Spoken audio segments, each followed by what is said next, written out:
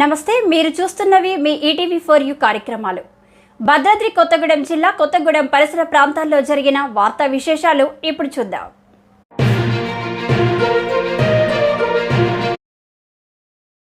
September 28 శనివారం ఉదయం Telangana senior citizens association భవనం, విద్యానగర్ కాలనీ, కొత్తగూడెంలో జిల్లా మహిళా, శిశు, దివ్యాంగుల, వృద్ధుల సంక్షేమ శాఖ వారు సెప్టెంబర్ 25 నుండి అక్టోబర్ 1 తారీఖు వరకు సీనియర్ సిటిజన్స్ డే వారోత్సవాలులో భాగంగా అవగాహన సదస్సు నిర్వహించడం జరిగింది.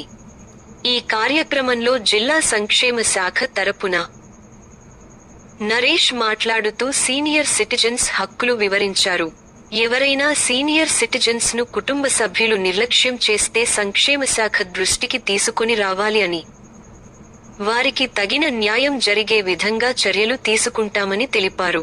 సీనియర్ సిటిజన్స్ అసోసియేషన్ అధ్యక్షులు కొల్లు నాగేశ్వరరావు మాట్లాడుతూ సీనియర్ సిటిజన్స్ కు సంబంధించిన అన్ని హక్కులు, వైద్య సేవలు అందించే లా సంక్షేమ శాఖ అధికారులు కృషి చేయాలని తెలిపారు.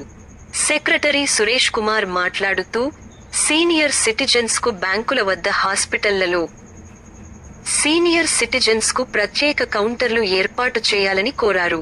సభ్యులు డాక్టర్ బత్తుల కృష్ణయ్య మాట్లాడుతూ సీనియర్ సిటిజన్స్ శారీరక, మానసిక ఒత్తిడికి గురి కాకుండా ఆరోగ్యం కాపాడుకోవాలని కోరారు.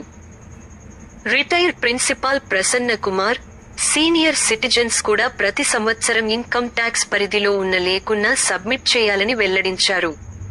ఈ కార్యక్రమంలో retire ITI principal Sandeep Narasimharao, Sahithi, senior citizens సభ్యులు పాండురంగారావు, శివరామకృష్ణ, కామేశ్వరరావు, మైనేని నాగేశ్వరరావు, గురుమూర్తి, రాజేంద్ర ప్రసాద్, కేశవరావు, ధర్మారావు, మోహన్ లాల్, విజయ మోహన్, నసీరుల్లా, ఆర్పి జోసెఫ్ తదితరులు పాల్గొన్నారు.